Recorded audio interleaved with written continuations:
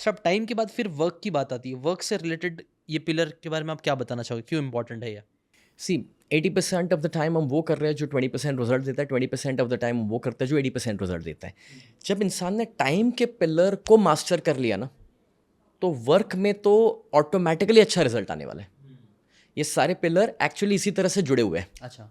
सी हमारे पास जो 24 घंटे हैं ना, जब उसमें से डिस्ट्रैक्शन हटाएंगे और अनप्रोडक्टिव एक्टिविटीज़ को हटाएंगे, तो जो अब आप करोगे वो प्रोडक्टिव होगा।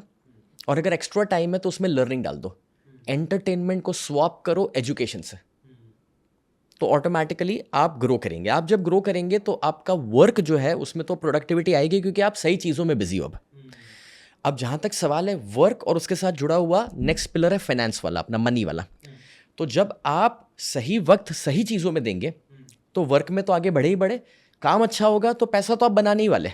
मुझे नहीं लगता कि उसके ऊपर मुझे ज़्यादा बात करने की ज़रूरत है, दैट इज़ कॉमन सेंस। और मुझे लगता है आपने बहुत सारे पॉडकास्ट ऑलरेडी लोगों को इस सब्जेक्ट पर दिए हुए हैं। हाँ हाँ।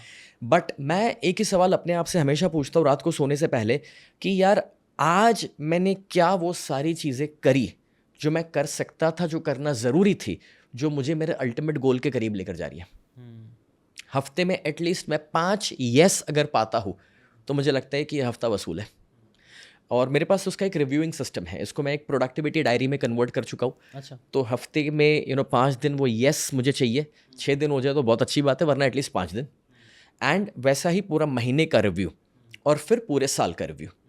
अगर आप ये रिव्यू नहीं करोगे ना, तो एक्चुअली आपको पता ही नहीं चलेगा कि लाइफ में किस ओर आप जा रहे हो। डायरेक्शन। हाँ। इट्स लाइक आप जिम कर रहे हो और अगर आपका गोल है वजन कम करने का, बट अगर आप वेइंग स्केल पे चढ़ोगे ही नहीं तो आपको पता कैसे चलेगा कि कल जो किया वो कितना सही था।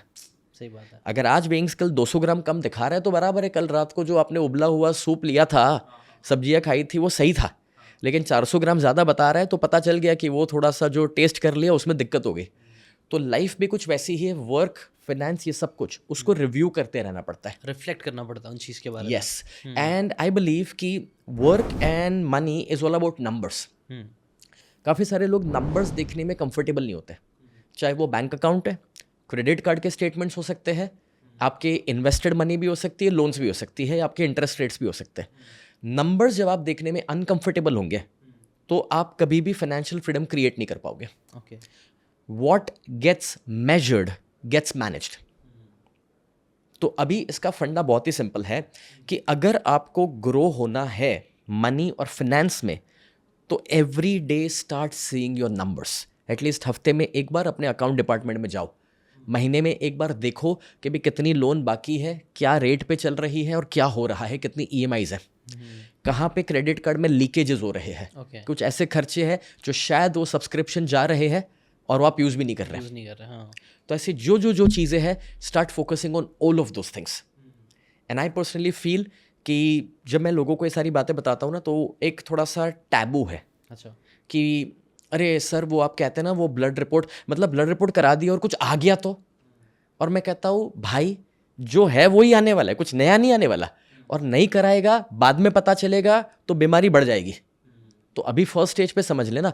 तो वैसा ही अकाउंट्स लोग देखना पसंद नहीं करते। क्रेडिट कार्ड क्यों, बोले कुछ गलत मिल गया तो अच्छा है ना, फीडबैक मिल रहा है तुझे, आईना देखने को मिल रहा है, अभी सुधर जाएगा तो वो गलती बड़ी नहीं होगी। राइट। नहीं नहीं, ये बहुत सही है। थी ये पैटर्न वही बना है, हम प्रॉब्लम फेस नहीं करना चाहते हैं।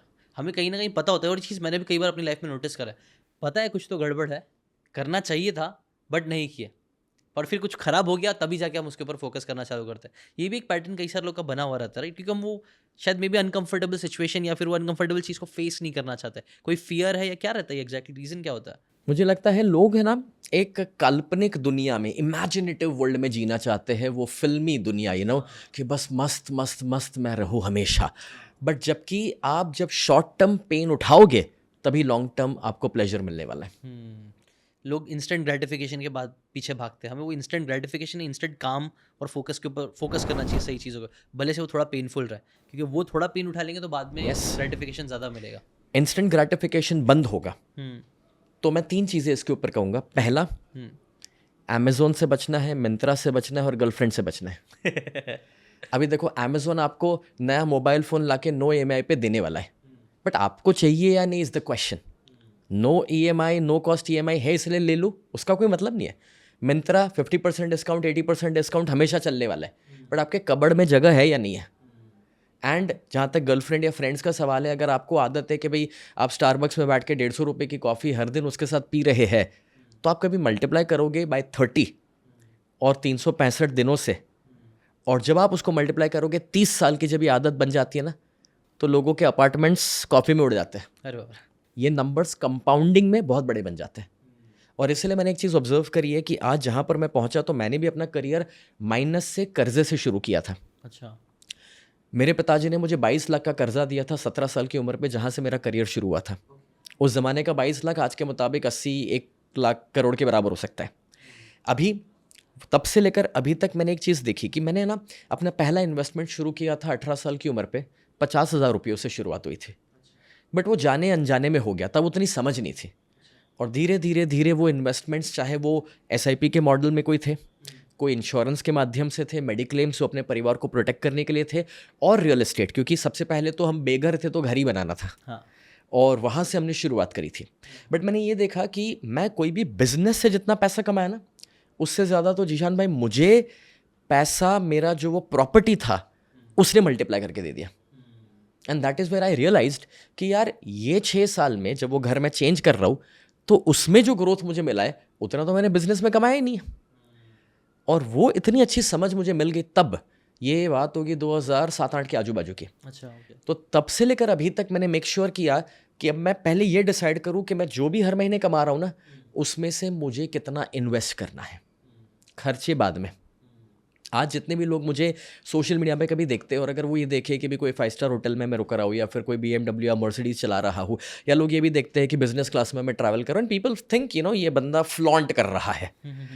बट फैक्ट ये है कि अब मेरे इन्वेस्टमेंट्स को 18 साल हो चुके हैं। आई एम 37 राइट नाउ, 18 पे शुरू किया था। तो अभी आप अगर हर महीने 10,000 रुपये भी कभी डाले होते ना कोई सही जगह पे, और 18 साल से उसे मल्टीप्लाई करो, तो कंपाउंडिंग में किधर पहुंच जाता है।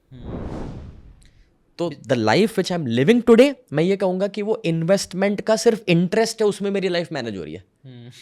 जो आज कमा रहे या जो कर रहे वो तो बोनस है, वो सब एक्स्ट्रा है। इसलिए इन्वेस्टमेंट पे फोकस करना ज़रूरी है। I think one of the first book जो मैंने इसके ऊपर पढ़ी थी वो रिचेस्ट मैन इन बेबीलोन। उसके अंदर एक कॉन्सेप्ट था पे योरसेल्फ फर्स्ट का, और कई सारे लोग आज भी ये चीज़ नहीं करते हैं। मैंने भी वहीं से सीख के करना चालू करी कि नहीं, जब भी आपकी इनकम आती है ना, पहले एक अमाउंट निकाल के उसको इन्वेस्टमेंट में करना चालू कर दो। It can be as simple as SIP। तो मैं तो मतलब सिंपल ही रखता हूँ। मैं ज़्यादा अगेन इतना नंबर्स में, जैसे आपने बताया, मैं ज़्यादा घुसता नहीं हूँ, बट इतना कि इन्वेस्टमेंट जरूर करना है कि इतना % लेके मे बी इन्वेस्टमेंट करते रहो। अगर आपको ये बातें काम की लगी होगी तो do check out the full podcast यार, जाके देखो, डिटेल में चीज़ों को समझो, तब ज़्यादा अच्छे से समझ में आएगा, ज़्यादा अच्छे से आप अपनी ज़िंदगी में चीज़ें अप्लाई कर पाओगे। Thanks so much and subscribe this channel.